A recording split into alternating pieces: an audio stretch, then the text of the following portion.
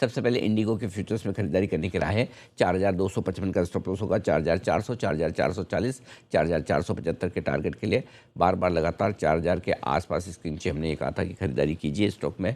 वहाँ पर सारी बुरी चीज़ें प्राइस इन हो चुकी है, अब आज इसको मज़ा आएगा। HPCL 326 के स्टॉप लॉस के साथ खरीदारी करने की राय है। 340 347 के 2 टारगेट है, उसके बाद हम रिवाइज करेंगे। बड़े बड़े टारगेट ही दे रहा हूँ ताकि किसी वजह के गैप से बहुत हो गए तो अब क्या करें।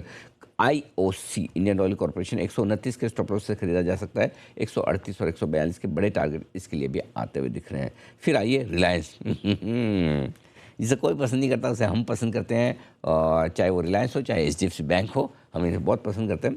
1295 ये स्टॉप लॉस का लेवल है जो कल के लोस के आसपास का। एक रिकवरी यहाँ पर भी बन सकती है क्योंकि ये पेट्रोकेमिकल प्रोडक्ट्स के दामों के प्राइसिंग के कैप के डर की वजह से रिलायंस में पिछले 2-3 दिनों में तेज़ गिरावट हुई थी। तो इसलिए यहाँ पर 1320, 1338 और 1351 ये 3 टारगेट के लिए खरीदारी करने का मौका है। आज एक और बड़ा इंटरेस्टिंग स्टॉक है जहाँ खरीदारी करने की राय है, जहाँ हमने कल शॉर्ट कॉल दिया था। जुबिलेंट फूड काफ़ी तेज़ी से नीचे घटा था और अब आज यहाँ खरीदारी का मौका है। 403 ये स्टॉप लॉस का लेवल होगा। 416, 422 और 428 के बड़े टारगेट हैं यहाँ पे। करीबन 4-5% तक की रिकवरी आज जुबिलेंट फूड में फिर से आ सकती है।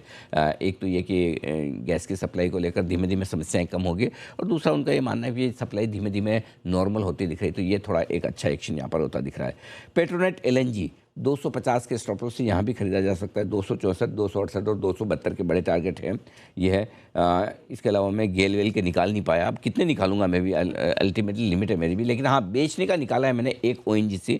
292 के स्टॉप लॉस से यहाँ पर बिकवाली की जा सकती है। 284, 280 और 278 तक के टारगेट के लिए ONGC में बिकवाली हो सकती है। चाहे तो ऑयल इंडिया भी बेच सकते हैं। तो ऑयल इंडिया गेल मैंने दिया नहीं, मैंने कहा पेट्रोनेट के पीछे गेल है, ONGC के पीछे ऑयल इंडिया है। ये है सारे के सारे स्टॉक्स आज आपके लिए।